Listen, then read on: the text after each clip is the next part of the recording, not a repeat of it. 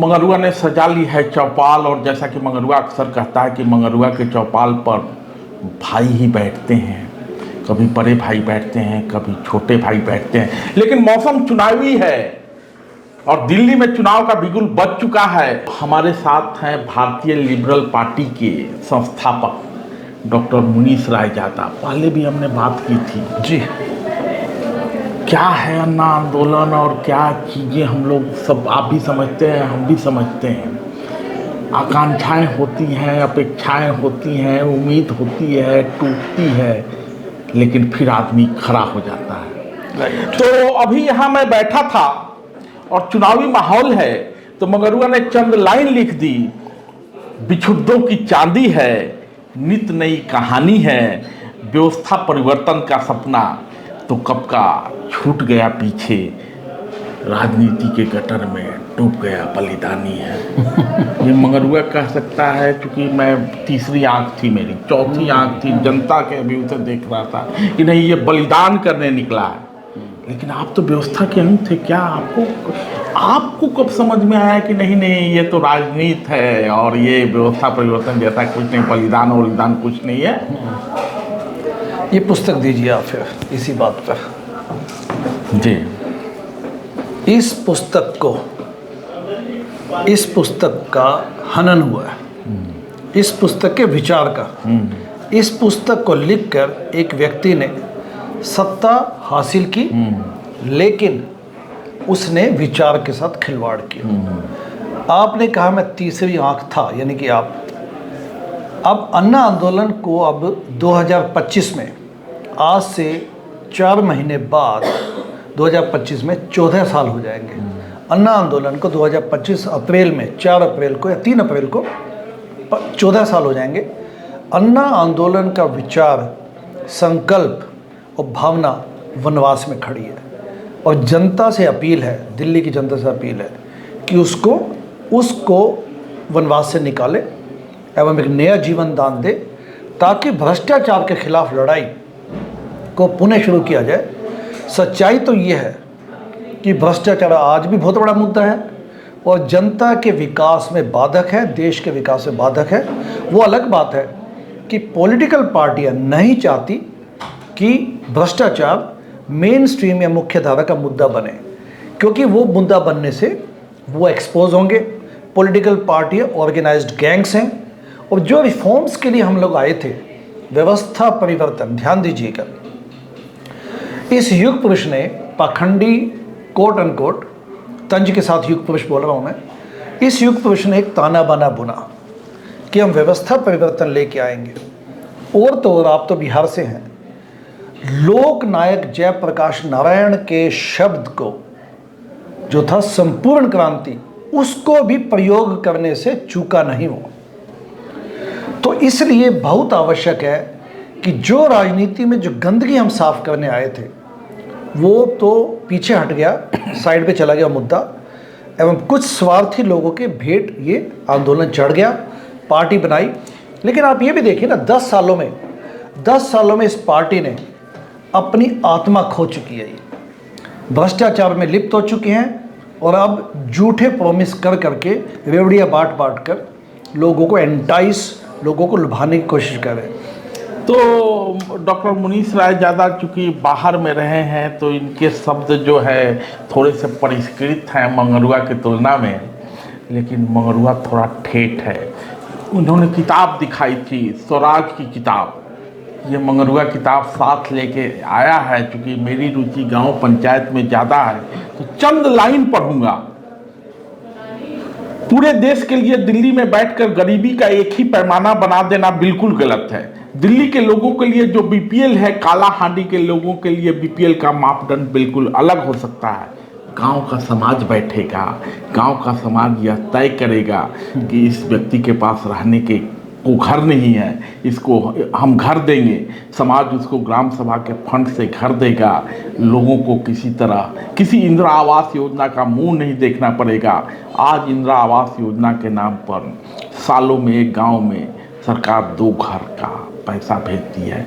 रिश्वत खाकर वो ऐसे लोगों को मिल जाते हैं जिन्हें उसकी ज़रूरत नहीं होती। क्या विडंबना है डॉक्टर रायजादा कि जो आदमी इतनी बड़ी बड़ी बात करके आप जैसे लोगों को भरमा के बाहर से यहाँ तक लाने में, खींचने में कामयाब हो जाता है। ठीक है, अन्ना थे, लेकिन प्रत्यक्ष कांटेक्ट तो इन्हीं जैसे लोगों का जो कि देख रहे थे, आ जाते हैं और छले जाते हैं। और इसमें भी देखिए, ये विडंबना ही नहीं संतोष जी, महाविडंबना है। देश के साथ एक धोखा हुआ। आप ये देखिए, इस पुस्तक को आप, ये मैं बड़ा आश्चर्यचकित हूँ कि आप इस पुस्तक को, और ये थोड़ी मटमैली भी हो चुकी है, ये शो करता कि आप इस पुस्तक को भूले नहीं और आप इस पुस्तक को के जो मूल आत्मा थी उस पर आप पुनः टिप्पणी चाहते हैं। देखिए, स्वराज पुस्तक के बीच इसमें अंदर एक दो बातें और हैं। शराब के ठेकों की बात उठती है। इसमें लिखा है कि हम शराब के ठेके दिल्ली में हमने बंद करवाए, क्योंकि परिवर्तन के माध्यम से अरविंद केजरीवाल ने उस वक़्त मोहल्लाएं सभाएं की और उस वक़्त सीमापुरी या सुंदर नगरी में उन्होंने शराब के ठेके भी बंद करवाए। अब ये देखिए, प्रपंच और त्रासदी ये है कि 10 सालों के अंदर शराब के अनगिनत ठेके खोले गए।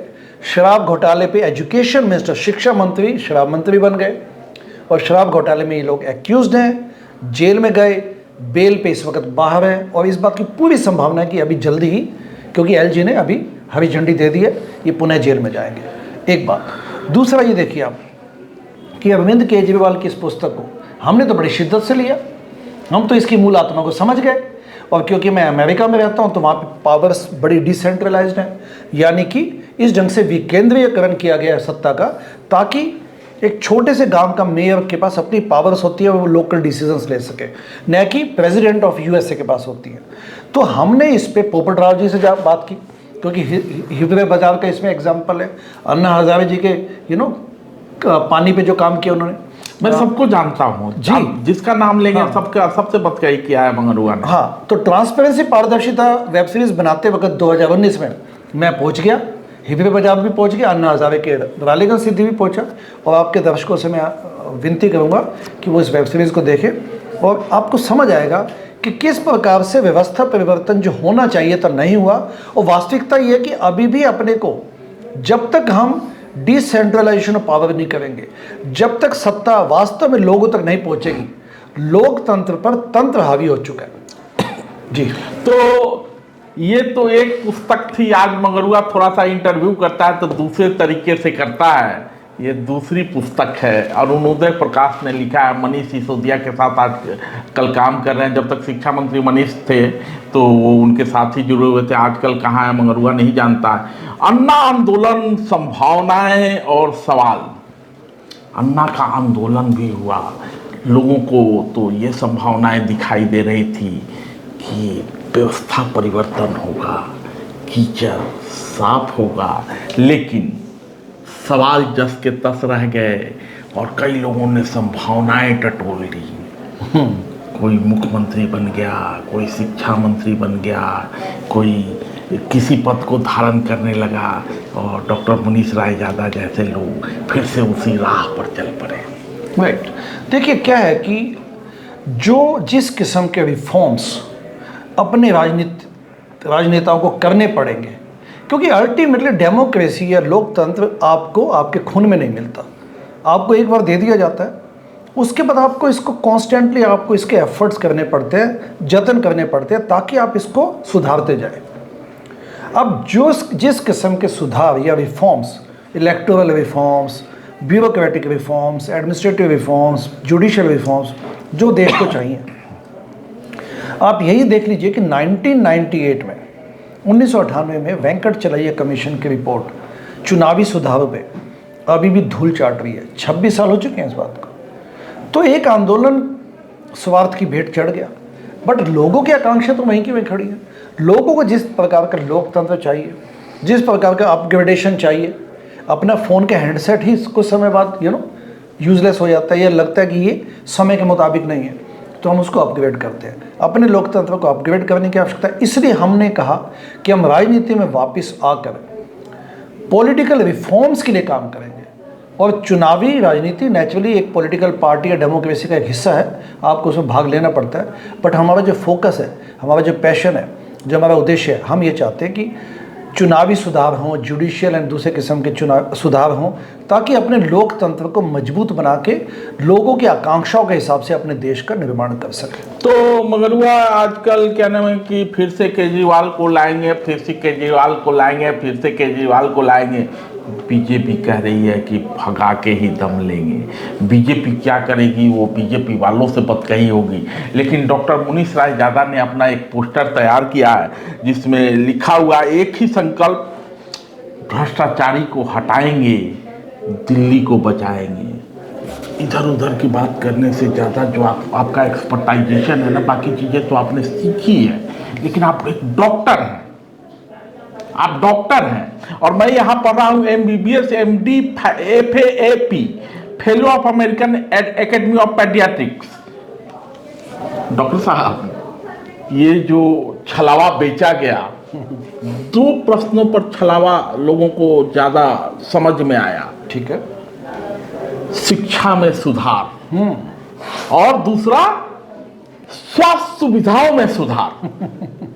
आप तो घूम रहे हैं, आप क्या चाहते हैं उसकी बात बाद में करेंगे, क्योंकि आपने एक पार्टी बनाई है और चुनावी मैदान में उतर पड़े हैं। क्योंकि आप जंतर मंतर के मन से आपने सुना होगा कि हम लोग राजनीति में इसलिए आना चाहते हैं कि बिना राजनीति में उतरे व्यवस्था में बदलाव नहीं हो सकता। तो आपने भी राजनीतिक पार्टी बनाई है और प्रत्याशी भी है, तो आपकी भी आप मैंने उस मनोभाव के साथ हैं कि बिना राजनीति में कूदे राजनीति में बदलाव नहीं हो सकती। लेकिन स्वास्थ्य सुविधाओं का क्या हाल है दिल्ली में? आप तो डॉक्यूमेंट्री वगैरह भी बनाते हैं, मोहल्ला क्लिनिक्स का क्या हाल है? कॉन्सेप्ट कैसा है और कॉन्सेप्ट तो और उस कॉन्सेप्ट पे काम कितना हुआ?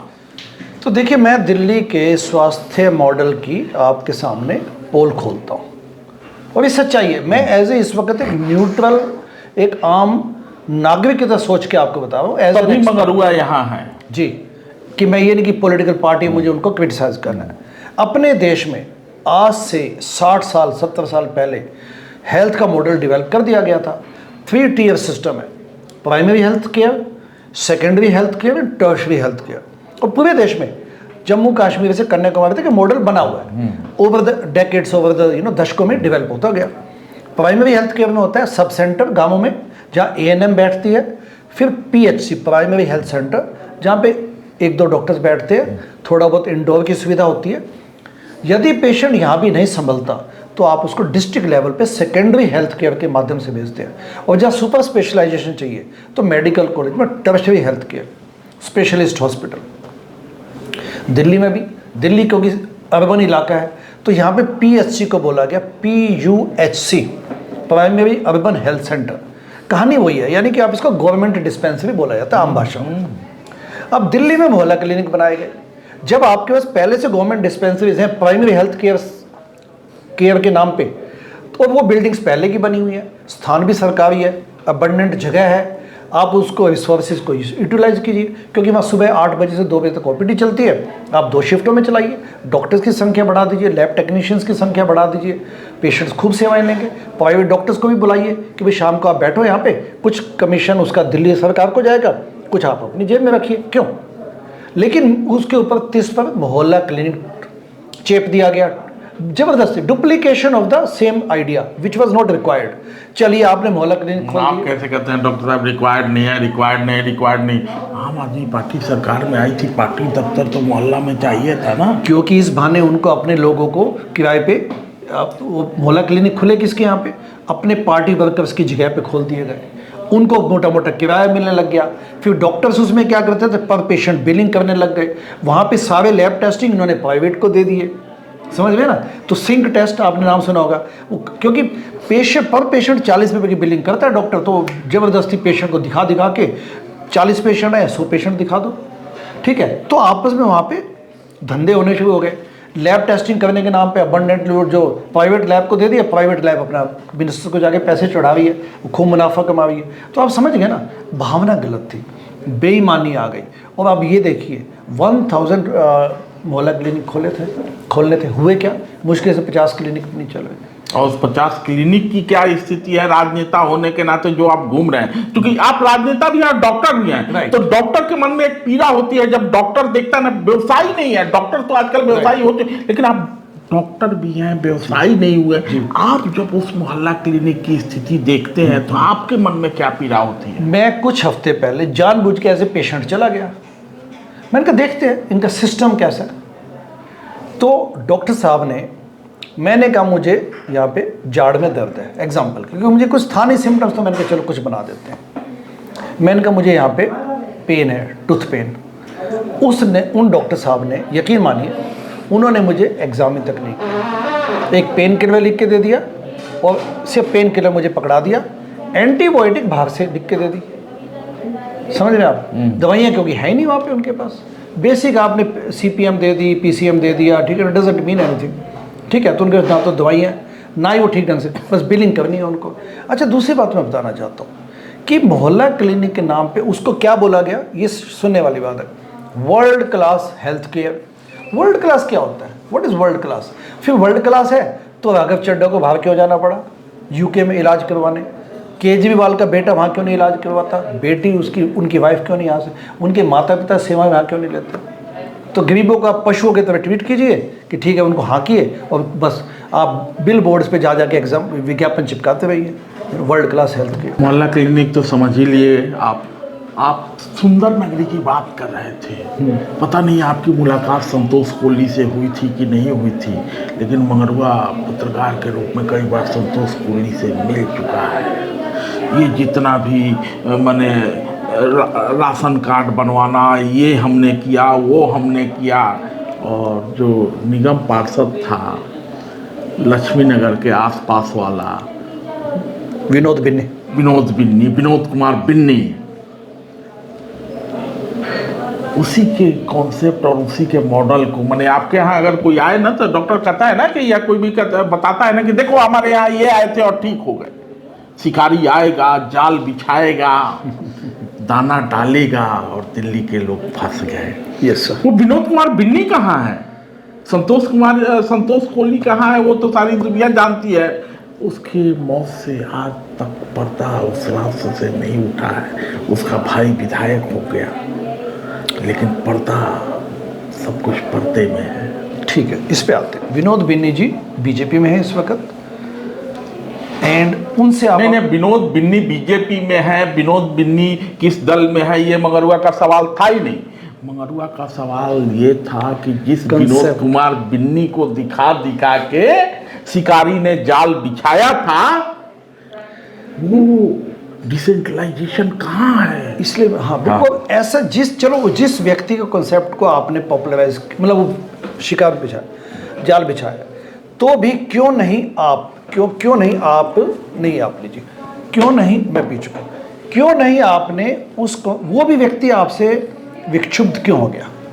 ऐसी क्या नौबत आनी पड़ी? क्या तभी तो मंगरुआ ने वहीं से शुरू किया है, विक्षुब्धों की चांदी है, यानी कि उनसे दुखी क्यों हो गया? अच्छा, कमिंग टू कलावती कोहली, संतोष कोहली की जब डेथ हुई थी, संतोष कोहली जब उनकी हेड इंजरी हुई, गुड़गांव में एडमिटेड थी काफ़ी समय तक, शिकागो तक से उनके बिल्स पे किए गए हैं। और ये मैं अंदरूनी जानकारी आपके दर्शकों को बताना चाहता हूँ।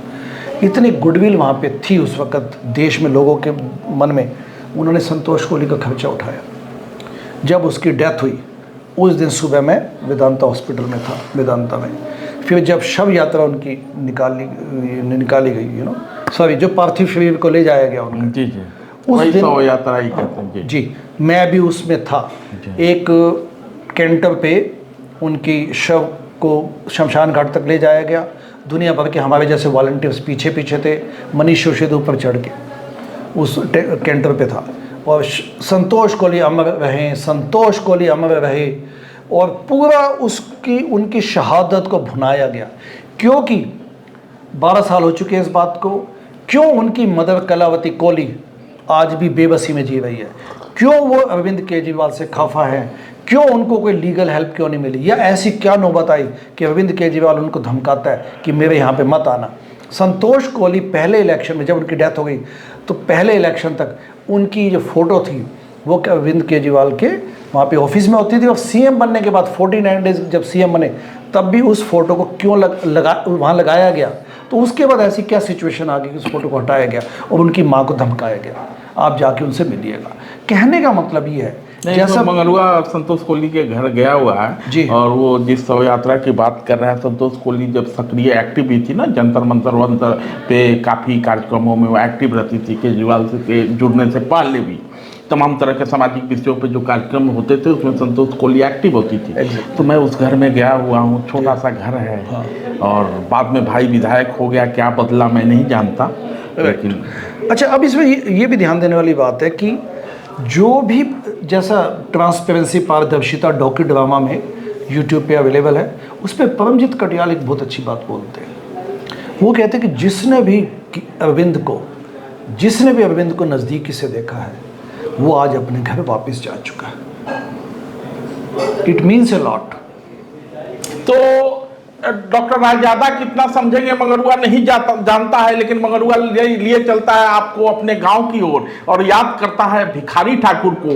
भिखारी ठाकुर भोजपुरी के महानायक कहे जाते हैं। तो भिखारी ठाकुर का जब डांस होता था, माने नृत्य होता था, नाच होता था, मंत्र सजता था, तो एक जुकरवा आता था और वो जुकरवा कहता था कि सटले बेटा तो गईले बेटा, माने जो भी उनके साथ गया सब आज ठिकाने लगा दिए गए, या फिर वो बैक पेवेलियन हो, यही कहना चाहते थे ना।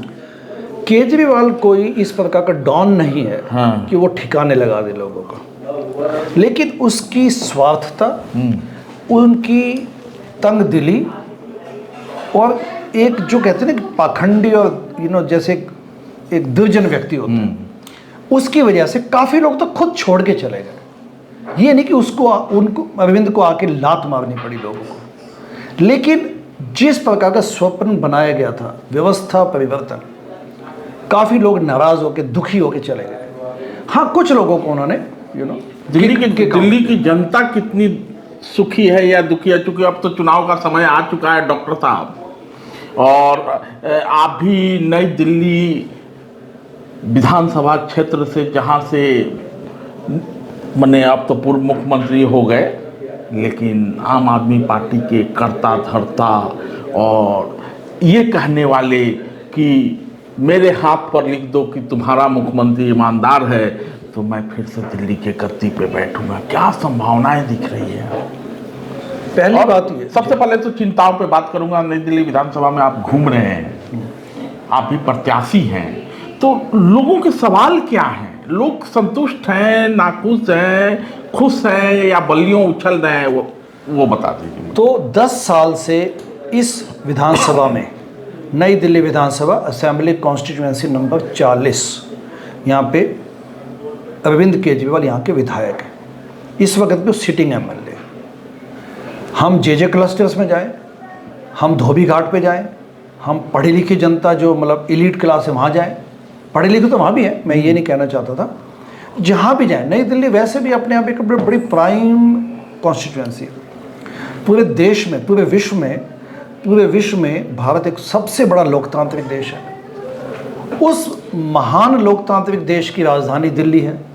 उस दिल्ली में भी लुटियन जोन नई दिल्ली विधानसभा के जो नागरिक हैं, जो वोटर्स हैं, वो तो एक प्रकार से गौरवशाली लोग हैं, काफी प्रबुद्ध हैं। और जिस धोबी घाट की बात कर रहे हैं, धोबी घाट पे अक्सर मंगरुआ को चाय पीना होता है, तो डॉक्टर मुनीश रायजादा को मैं कॉन्स्टिट्यूशन क्लब के वो रेस्टोरेंट में कभी नहीं जाता, वही धोबी घाट पे ही चाय पीता हूँ और अपने मित्रों को वही चाय पिलाता हूँ। तो धोबी घाट पे जो चाय की दुकान भी है, भले ही उसके सपने अधूरे रह गए, लेकिन उसने अपने बच्चों को पढ़ाया। और आज बच्चा मुख्य धारा में है, कहीं ना कहीं अच्छी नौकरी कर रहा है, तो काफ़ी प्रबुद्ध लोग हैं। Yes sir. अब उसमें ये देखें कि कॉन्स्टेंटली लगातार 2 चीज़ें, क्योंकि मैं 3 महीने से लगातार हम जनसंपर्क में जुटे। हमारे पास वो ब्लैक मनी, काला धन नहीं है कि हम बड़ी बड़ी यात्राएं निकाल सकें या रैलीज, लेकिन हम जनसंपर्क किए जा रहे हैं, लोगों से मिलते हैं, तसल्ली से बैठ के बात करते हैं। वो भी जब इलेक्शंस दूर थे, तो उसमें 2 चीज़ें संतोष जी निकल के आती हैं लगातार। लोग कहते हैं कि जॉब्स नहीं है, हमारे जो बच्चे हैं पढ़ लिख चुके हैं, ग्रेजुएशन कर चुके हैं, खाली बैठे हैं। सबसे बड़ी दिक्कत। दूसरा एक इशू जो आता है, एनडीएमसी भ्रष्टाचार का अड्डा बना हुआ है। कितने अनगिनत लोगों ने हमें बताया कि उनको नौकरियां, सफाई कर्मचारियों को वो नौकरियां नहीं मिली जो परमानेंट की जा सके। फिर दूसरा, मिस टॉल के नाम पे वहाँ शोषण किया जा रहा है लगातार उनको बताया जाता है कि हमें 2-3 महीने काम करवाएंगे फिर छुट्टी दे देंगे। सफाई कर्मचारी को महिलाएं मिलती हैं, सफाई कर्मचारी मेल्स मिलते हैं, पुरुष मिलते हैं, बताते हैं। वाल्मीकि समाज की समस्याओं को कोई समाधान नहीं किया गया। अब ये तो बड़ी इलीट क्लास है, इलीट कॉन्स्टिट्यूएंसी है अपनी नई दिल्ली। ये वही इलाका है जहाँ वाल्मीकि समाज का मंदिर है। Yes sir. प्रधानमंत्री भी गए थे और वहीं से स्वच्छता अभियान की शुरुआत की थी। हाँ, और झाड़ू भी यहीं पे लॉन्च किया गया था। भी यहीं पे लॉन्च किया। चीना स्वामी जी, चीना महाराज, जिन जो उस वक्त वहाँ पे बड़े प्रोमिनेंट वहाँ पे लीडर थे, धार्मिक गुरु थे, वाल्मीकि बस्ती मंदिर मार्ग पे, बिड़ला मंदिर के बगल में। वहाँ चीना जी को मैं जानता हूँ, अब तो उनकी डेथ हो गई है दुर्भाग्यवश। उनकी फैमिली से जाके पूछिए, वहाँ के लोगों से पूछिए कि किस प्रकार से एक धोखा दिया गया। वाल्मीकि समाज के जो सफाई कर्मचारी थे उनको सफाई वॉरियर्स यानी कि सफाई योद्धा बोलना चाहिए था। उसको बोला गया कि हम बनाएंगे आपको, और उनकी समस्याएं समझिए। तो कुल मिला के यहाँ पे डिसमेड, पीपल आर डिसमेड, लोग यहाँ पे दुखी हैं। और थोड़ी सी जो चीज़ें बांट के होना ये चाहिए था कि जॉब्स क्रिएट की जानी चाहिए। एक एज ए एमएलए आपको प्राइवेट एंड गवर्नमेंट सेक्टर के साथ मिल के काम करके अपने युवाओं को, अपनी कॉन्स्टिट्यूएंसी के युवाओं को काम देना चाहिए था। अब आते हैं करंट सिचुएशन में। और थर्ड बात जो लगातार आती है कि यहाँ पे हमारा विधायक आता ही नहीं है। इवन जो एमएलए फंड है, अरविंद विधायक तो जेल में था। एमएलए फंड को इस्तेमाल नहीं किया इन्होंने जनता के विकास के लिए। अब उसमें लगातार या तो जेल में था या शीश महल में था, या बस ख्वाब पाले बैठे हैं कि मैं प्रधानमंत्री बनूंगा। तो जनता का क्या काम किया आपने?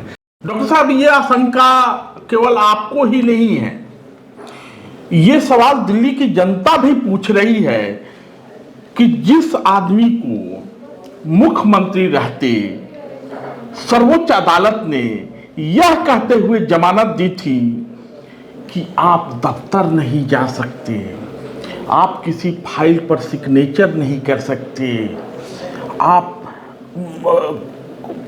मैंने विधानसभा में प्रवेश तो करेंगे लेकिन कोई काम नहीं करेंगे। शर्म आई कहा तो यही गया कि नहीं, त्यागी है, बलिदानी है, और इन्होंने आतिशी सिंह को बना दिया। वो आदमी दिल्ली की जनता के पास जा रहा है और कह रहा है कि मेरी हाथ पर लिख दो, मेरे ललाट पर लिख दो कि मेरा मुख्यमंत्री ईमानदार है। और तभी और वो डिसीजन कैसे होगा जब दिल्ली की जनता फिर से चौथी बार आम आदमी पार्टी की सरकार बनाएगी। लेकिन बड़ा सवाल तो ये वही है कि दिल्ली की जनता ने केजरीवाल को नई दिल्ली विधानसभा सीट से यदि जिता भी दिया, दिल्ली की जनता ने आम आदमी पार्टी की सरकार बनवा भी दी, तो ये कौन तय करेगा कि केजरीवाल ईमानदार है या जेल जाएगा? नहीं, ये तो सुप्रीम कोर्ट ने डिसाइड कर दिया।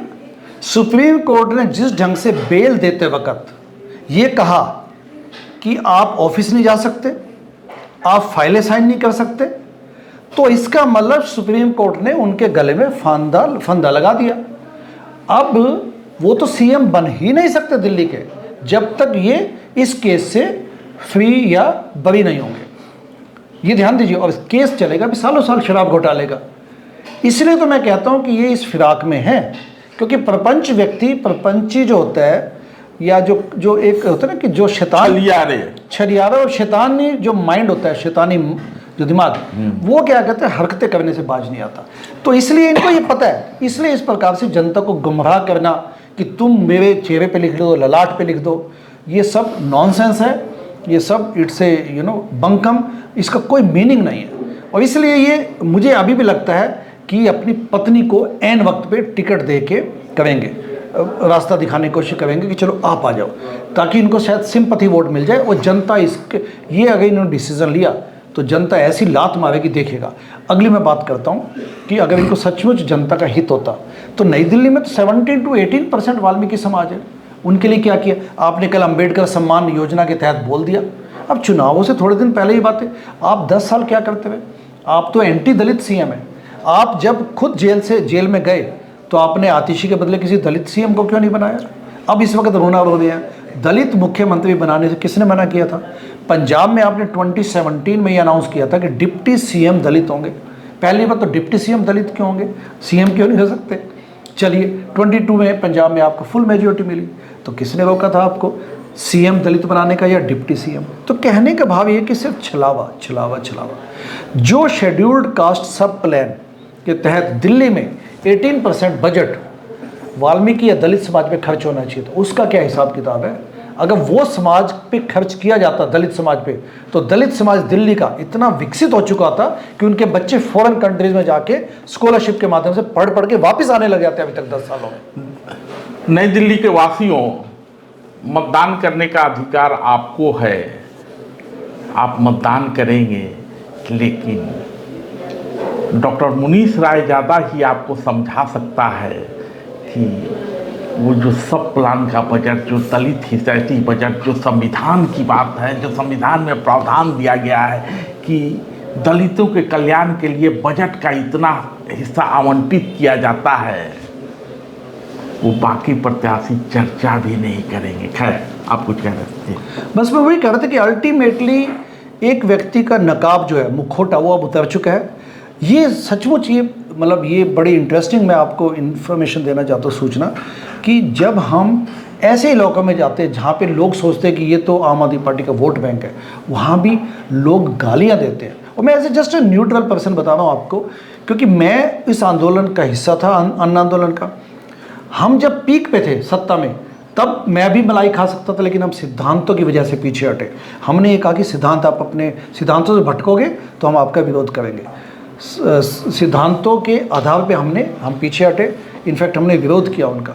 हमने कहा हिसाब नहीं तो चंदा नहीं, सिद्धांतों पे वापस आओ। इस किस्म के हमने नारेबाजी की वहाँ पे, और हमारे क्योंकि पेट भरे हुए थे, इसलिए हम पीक पर भी सत्ता में होते हुए हमने वहाँ पे बगावत की उनके खिलाफ। इसलिए मैं कहना चाहता हूँ कि जिस प्रकार से पिछले 10 सालों में अरविंद केजरीवाल ने दिल्ली का जो बुरा हाल किया in terms of governance and in terms of even ideological, तो ये अक्षम्य है। जनता यहाँ पे माफ़ नहीं करेगी, और बड़ा अच्छा मौका है 14 साल के वनवास से एक संकल्प को बाहर निकालने का। तो इस देश में कहावत है, और बार बार ये कहा भी जाता है, और राजनेता आजकल ज़्यादा ये इस्तेमाल करने लगे हैं, मैं भगत सिंह हूँ, मैं भगत सिंह हूँ, मैं भगत सिंह हूँ। लेकिन हर कोई चाहता है कि भगत सिंह पैदा तो हो, लेकिन पड़ोसी के घर में। यहाँ भी बहुत सारे लोग मैं भगत सिंह, मैं भगत सिंह, मैं भगत सिंह कह के राजनीति में आए, लेकिन मलाई खाते रहे। लेकिन आपको एक भगत सिंह दिखाई दे रहा है जो चाहता तो उस व्यवस्था का अंग हो सकता था, लेकिन ठहरे हुए पानी में कंकर मारना जरूरी था। तो डॉक्टर मुनीश राय ज़्यादा निकल पड़े जयप्रकाश नारायण के सपने को पूरा करने, अन्ना हजारे के सपनों को ज़मीन पर उतारने, और केजरीवाल रूपी सब्जबाग दिखाने वाले राजनेता को आईना दिखाने। तय जनता को करना है। क्या उम्मीद दिख रही है आपको जब घूम रहे हैं? दिल्ली में इस वक्त स्ट्रॉन्ग एंटी इनकम्बेंसी वेव है, स्ट्रॉन्ग। आप किसी भी इलाके में चले जाइए, लोग यहाँ परेशान हैं, क्योंकि यहाँ पे वायु प्रदूषित है, यमुना जी लिटरली डेड हैं, कूड़ा करकट की समस्या भयंकर है। उसके अलावा जो सिविक एम्यूनिटीज़ है, बिजली, पानी के अलावा जो पानी की समस्या, कुचला पानी, ना गंदा पानी, न पीने लायक पानी उनके घरों में आता है। लोग तरसते हैं। लोग इनके मॉडल को भी समझ चुके हैं कि हाइप है। इस वक्त सत्ता परिवर्तन का अच्छा मौका है, और जनता इस वक्त करके दिखा। तो डॉक्टर राय ज़्यादा कहते हैं कि सत्ता परिवर्तन का अच्छा मौका है, एंटी इनकम्बेंसी है, लेकिन चर्चा तो रेवड़ी की है, चर्चा तो रेवड़ी पर हो रही है। प्रपंची व्यक्ति वही करते हैं ना। प्रपंची जो एक शब्द है इंग्लिश पॉलिटिकल साइंस का, कि मैकेवेलियन पॉलिटिक्स, यानी कि किसी न किसी प्रकार से लोगों को गुमराह करके। गांधी जी ने कहा था कि means are as important as the end. लेकिन मैकेवेलियन जो प्रपंची लोग हैं तो कहते हैं कैसे भी हासिल हो सत्ता, आप हासिल कीजिए और सत्ता में बने रहिए। तो इन्होंने क्या किया, जब इन पे लगा कि रेवड़ी शब्द इनके खिलाफ गया है, रेवड़ियाँ बांट के कोई परमानेंट काम नहीं किया इन्होंने, सफाई कर्मचारियों को ले लीजिए, गेस्ट टीचर्स को ले लीजिए, बस मार्शल्स को ले लीजिए, कोई परमानेंट सॉल्यूशंस नहीं निकाले इन्होंने समस्याओं के। तो अब ये क्या कि इन्होंने स्पिन देने की कोशिश की। एक धूर्त आदमी स्पिन देता है चीज़ों को, जैसे अपन गेंद स्पिन करके फेंकते हैं, तो वो स्पिन दे रहे हैं कि अब रेवड़ी पे चर्चा, ताकि उसको नेगेटिविटी को पॉजिटिव में कन्वर्ट करने की कोशिश की जाए। लेकिन जनता इनके डिज़ाइन को समझ चुकी है, they have seen through the design, और जनता इसको माफ़ नहीं करेगी। तो डॉक्टर रायजादा जो बात कह रहे थे, गांधी की चर्चा कर रहे थे, मगर वह उसको हिंदी में समझा देता है। गांधी ने कहा था कि साधन के साथ साध्य की पवित्रता भी उतनी ही जरूरी है। तो साधन तो इस व्यक्ति ने लिया, लेकिन साध्य को लेके ही तो आप निकले हैं। जो साधन इसने उस साध्य के लिए इस्तेमाल किया, यानी चुनावी चंदा के खिलाफ आप मैदान में उतरे थे, चुनावी पारदर्शिता और चुनावी चंदे की लड़ाई को आप लेके निकले थे। आपकी पार्टी उसके लिए क्या व्यवस्था की है, कैसे लोगों को बता पाएंगे आपकी नहीं चुनावी चंदा हमारे पार्टी को जो मिलेगा, जितना भी मिलेगा सब कुछ पारदर्शी हो। राइट। तो इसमें संतोष जी, लड़ाई तो आपकी वही है। हाँ, लड़ाई वही, क्योंकि सिद्धांत तो सिद्धांत ही है ना, सिद्धांत थोड़ी बदल जाएंगे। सच तो सच है, सच के साथ खिलवाड़ किया जा सकता है, लेकिन सच तो सच ही है, उसको आपको अचीव करना पड़ेगा यदि आप लोक कल्याणी सरकार चाहते हैं।